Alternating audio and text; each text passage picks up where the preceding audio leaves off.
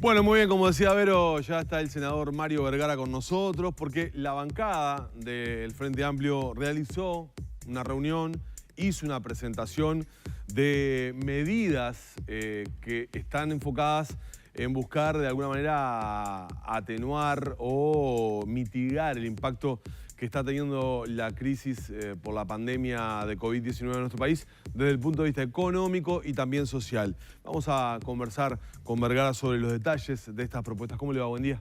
Muy bien, un gusto estar con ustedes. Gracias por acompañarnos. Estas propuestas que ustedes hacen o que digamos, plantean públicamente en estas últimas horas, ¿son las mismas de noviembre? ¿Han tenido alguna variante, alguna modificación? ¿Están insistiendo sobre aquellas ideas? Estamos insistiendo sobre las ideas no de diciembre, sino de marzo. Aquel 31 de marzo... Bueno, está bien. Ahí se presentaron y en noviembre se reiteraron. Ahí está. El 31 de marzo fue la única reunión formal que tuvo el Frente Amplio con el presidente. Allí no solamente fuimos, digamos, a plantear, bueno, que la pandemia es enemigo de todos y todas y por lo tanto el Frente Amplio estaba para trabajar en la dirección del combate a la pandemia. Y a su vez ahí se presentó un conjunto de medidas, sobre todo no tanto en el área sanitaria, sino atacando las consecuencias económicas y sociales de la pandemia, que ya preveíamos desde aquel momento y que, bueno, lamentablemente después, con la mayor duración prevista de la pandemia, se están notando cada vez más en la economía y en la sociedad. En el mes de diciembre volvimos a enviar un documento a Presidencia, ahí centrándonos en 4 o 5 medidas que son de alguna manera los ejes de medidas que estamos volviendo a poner sobre la mesa luego de esta reunión de las 2 bancadas del Frente Amplio, de diputados y de Senado. Sí, bien. Y vamos a desglosar entonces esos 5 ejes temáticos. ¿El primero cuál sería? Y el de la renta de emergencia, la renta del ingreso básico. Se sigue insistiendo sobre eso. El gobierno ha dicho que no va a dar la renta. Bueno, ¿por qué ustedes consideran la necesidad de una renta? Aquí la medida consiste en que para las 300.000 familias más vulnerables, las que peor la están pasando en el país hoy, tratar de asegurarles un ingreso que llegue a un salario mínimo nacional por hogar. O sea, no estamos hablando de ninguna cifra estratosférica, ¿verdad? Incluso es llegar a ese monto. Por ejemplo, si hay familias que ya reciben por tarjeta Uruguay Social o por asignaciones familiares algún dinero, ahí sería complementar hasta un salario mínimo, porque la gente, a mucha de esa gente no le llegan otros mecanismos que le llegan a los trabajadores formales, por ejemplo, como el seguro de paro. Por lo tanto, esa gente que trabajaba en la informalidad o que eran cuentapropistas y sus actividades no se pueden realizar o que ya estaban complicadas en contextos de pobreza, bueno, la crisis de la pandemia obliga a ayudar para que tengan un mínimo. ¿Por cuánto tiempo? Bueno, el planteo que nosotros estamos haciendo ahora es por 4 meses, eventualmente con la posibilidad de extender 2 meses más. ¿Y ese qué costo tendría? Y nosotros estimamos aproximadamente en un medio punto del producto, esos 4 meses. ¿Tiene similitud con lo que presentó el Partido Independiente? Bueno, hay una diferencia sustancial que es la magnitud. 4.200 pesos versus un salario mínimo, un salario mínimo líquido, ¿verdad? Que estamos hablando... Pero digo, 14.000 en cuanto a la población a la cual iría dirigida, bueno, ¿tiene algunos puntos de contacto? Puede ser, sí, pero a ver, nosotros estamos para trabajar la propuesta. No es que decimos, esto es el número y la propuesta y la gente.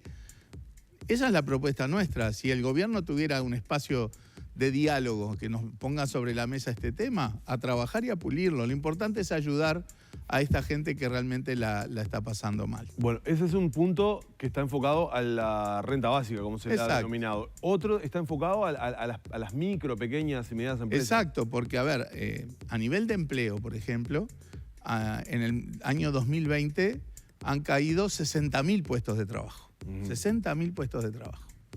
Pero también han cerrado en el orden de las 10.000 micro, pequeñas y medianas empresas.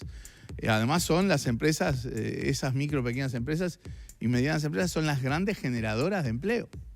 Por lo tanto, estamos viendo en todo el país que hay empresas, comercios, empresas pequeñas que están cerrando y después es mucho más difícil que se reabra, que se recomponga. Entonces esto es profundizar la ayuda a esas empresas, a micro, pequeñas empresas, del lado tributario, del lado de subsidios en la seguridad social, profundizando. Algunas medidas se tomaron el año pasado, pero es necesario profundizar porque el impacto está siendo mucho más fuerte del que estaba previsto. También se habla sobre el tema de los servicios públicos, o sea, tener una consideración sobre el tema de servicios públicos, que en su momento se hizo por parte de UTE, OCE, Antel, Exacto. pero acotado en el tiempo. ¿Ustedes qué proponen? Un primer bloque es la renta básica pensada en la población más vulnerable. Sí. Segundo, como bien usted dijo, micro, pequeñas, medianas empresas.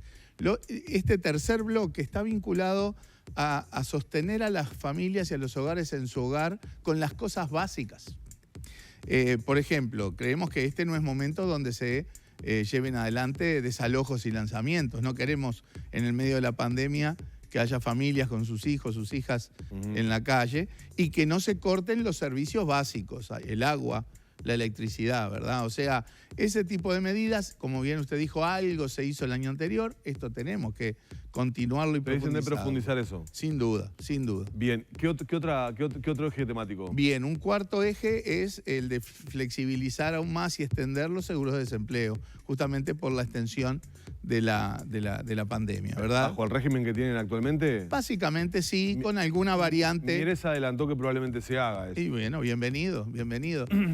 Estos cuatro bloques, digamos que están pensados como en la situación actual y la necesidad de reforzar la economía, porque el ingreso de emergencia, la ayuda a las pymes para que no cierren y demás, tiene que ver con también sostener económicamente el funcionamiento del mercado interno, que es el gran generador de empleo, y la situación social. Todo este bloque, en nuestra visión, y además con el horizonte que ahora de alguna manera da la llegada finalmente de la vacuna, etcétera, nosotros estamos pensando en un costo integral, incluida la renta de emergencia, de orden de 1 punto del producto. O sea, sería todo este paquete de estos 4 ejes de medidas, tendría un costo directo, inmediato, de 1 punto del producto, pero con los beneficios que eso también trae. Y hay un quinto eje de medidas que nosotros entendemos imprescindible y que también planteábamos en el mes de marzo, que es pensando en la reactivación económica y en el empleo, que es el de adelantar obra pública o estímulo a la obra privada en infraestructura y en vivienda. O sea, no estamos planteando inventar cosas para hacer, ¿verdad?, sino las mismas cosas que están en los planes del Ministerio de Transporte y Obras Públicas, en el Ministerio de Vivienda para los próximos años. Bueno, adelantar una parte de eso en el entorno de 1 punto del producto, decimos nosotros, para hacerlo en 2021, que es cuando realmente necesitamos reactivar empleo. Para dinamizar la economía, para reactivar el empleo. Y eso va a generar decenas de miles de trabajo, va a dinamizar el comercio, comercios locales, y por lo tanto también va a tener un buen impacto, no solo en el empleo, sino también para las micro, pequeñas empresas. Y además tiene una perspectiva totalmente descentralizada en el territorio, porque los temas de infraestructura y vivienda, con estos impactos, se pueden hacer en los 19 departamentos del país. Nosotros, en esta perspectiva, según los presupuestos, la inversión en infraestructura y vivienda para este año rondaba los 450 millones de dólares. Nosotros, al decir, bueno, adelantemos, esto en el fondo no es gasto adicional, es adelantar gasto, y eso sin contar los beneficios que trae, son unos 550 millones de dólares más. O sea, estaríamos completando en 2021 de esta manera una inversión en infraestructura y vivienda en el orden de 1.000 millones de dólares. Eso genera decenas de miles de puestos de trabajo con el consecuente impacto positivo en los comercios, en la descentralización geográfica, etc. Claro, voy a preguntas que me voy a apoyar en lo que ayer de alguna manera dijo la ministra de Economía durante la comparecencia en el Parlamento. Respecto a estos reclamos, bueno, ustedes lo han hecho ya en más de una oportunidad y se ha dicho que en definitiva son atendibles o discutibles, pero que no se hace lugar a muchos de ellos. Pero respecto al tema de las transferencias en políticas sociales, ayer Arboleche habló de que se aumentaron en el 2020 un 60% y los beneficiarios directos un 40%. El monto que el Fondo Coronavirus destinó directamente al MIDES fueron 144 millones de dólares. ¿Al MIDES? A través del MIDES. Claro, ya habló de 711 millones. No, 711 en general el incluye seguros de paro, incluye recaudación no recibida por la gente que estaba en seguro de paro, eso no es directamente un gasto, pero bueno. O sea, incluye muchas otras cosas.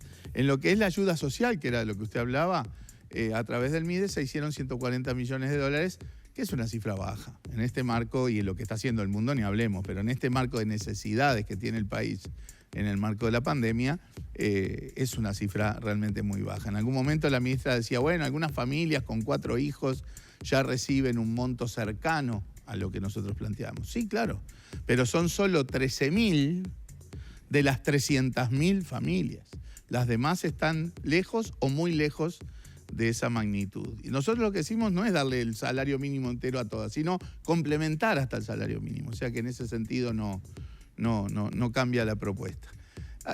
A ver, el planteamiento, la respuesta central a lo que nosotros estamos proponiendo es un tema del financiamiento. El Estado uruguayo está en condiciones perfectamente de financiar. Eso quería preguntar, ¿cómo se financia y qué impacto puede tener el déficit? Porque, digamos, el déficit, ayer la propia ministra dijo, en agosto, cuando nosotros planteamos un presupuesto y pensamos el presupuesto que le llevamos al Parlamento, teníamos una perspectiva que esa perspectiva empeoró por la situación del COVID. Vamos a tener un mayor déficit del esperado. El gobierno estuvo muy cerrado a la discusión, porque el déficit se presentó en agosto, pero se terminó de votar a mitad de diciembre, en donde la perspectiva de la pandemia ya estaba clara, ya había habido un recrudecimiento de la pandemia, ya se sabía que la temporada turística iba a ser muy mala, ya se sabían un montón de estos aspectos. ¿Pero hay espalda para seguir endeudando?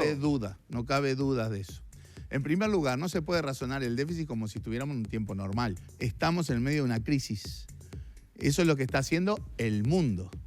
Déjeme dar 2 datos del mundo. En el año 2020, el aumento de los déficits, en promedio en el mundo fue de 8 puntos del producto. 8. Acá fue 1,3. Nadie está planteando que acá debiéramos gastar 8. Eso iba a preguntar. No. Bueno, Cabildo Abierto propone gastar 4. Sí, 4 puntos. Y ya nos parece... 4, pues ya, pues, porque además viene acompañado con el discurso de y si se pierde el grado de inversión no importa, lo cual es una gran lo dijo Manini, pero irresponsabilidad. Ya le retrucaron de que eso no eso corría. Era muy y era para la tribuna además, porque Manini plantea esto un mes y medio después de haber votado un presupuesto que iba en la dirección enteramente contraria. Pero nosotros estamos planteando un punto... A ver, cuando uno ve el mapa del mundo, Uruguay está en un triste lugar en cuanto al esfuerzo que se ha hecho contra la pandemia. Un 1,3 versus 8 en promedio, versus 5,5 en promedio en los países de ingreso medio como Uruguay. Nosotros no estamos hablando ni de gastar 8 ni de gastar 4. En todas estas medidas decimos gastemos 1 punto del producto. Igual seguimos allá abajo en la tabla, digamos. Es 1 punto del producto. Y adelantar inversión por otro punto. Eso, en el fondo, intertemporalmente no es un gasto mayor porque estamos hablando de adelantar algo que está planteado invertir de todas maneras el año que viene o el otro. Por otro dato, la deuda, que es la que importa en el fondo, ¿no? Porque es, en el mundo hoy, el promedio de la deuda pública de los estados es del 100% del Producto Interno Bruto. Uruguay está 30 puntos abajo de eso, por lo menos. Por lo tanto, si acá estamos hablando de que un año de crisis en donde todo el mundo entiende que hay que poner más dinero, tenemos que aumentar 1 o 2 puntos porcentuales el endeudamiento, no descalabra ningún horizonte macroeconómico. Porque reitero, estamos en un momento de crisis global. No se puede razonar la cosa como si no estuviera la crisis, hablando de la deuda, del déficit, como si no estuviera pasando. La ciencia económica aprendió de las crisis, desde la crisis del 29, todas las que vinieron en el siglo XX y después hasta la del 2008 y 2009. Lo que aprendió la ciencia económica es que en el momento mismo de la crisis, los estados son fundamentales para volcar recursos, combustibles, para que la economía no se desplome más, para que el empleo no se desplome más, para que no aparezca más pobreza. Eso lo ha aprendido, o sea, no es solamente una diferencia ideológica que tenemos en cómo afrontar esto. Es un tema de política económica y es lo que están haciendo los países en el mundo. Países que ni siquiera no tienen orientaciones ideológicas de izquierda y nada por el estilo. Muy bien. Vergara, gracias por estos minutos, por acompañarnos y bueno, estamos atentos a la discusión que se dé sobre estos temas, que obviamente va a continuar la discusión obviamente sobre el encare que se le da a la situación, porque el 2021 con vacuna, sin vacuna, pero ahora ya sabemos que con vacuna va a seguir teniendo vicisitudes. Va a seguir teniendo dificultades para mucha gente que está empeorando su situación, y lo mismo que dijimos el 31 de marzo, nosotros acá queremos contribuir. Lo mejor que podría hacer el gobierno es instalar un ámbito de diálogo, ¿no? Acá nadie dice que estas son propuestas mágicas y que esto resuelve el asunto. Es contribuir a que la situación no empeore más, empecemos a reactivar. Nosotros queremos volcar estas propuestas y creo que sería muy bueno que el gobierno realmente instale un ámbito de diálogo serio, tranquilo, no por conferencias de prensa, sino un ámbito de trabajo con los partidos políticos y con las organizaciones sociales. Gracias por acompañarnos. Un gusto. Cerramos la entrevista con Mario Vergara por acá.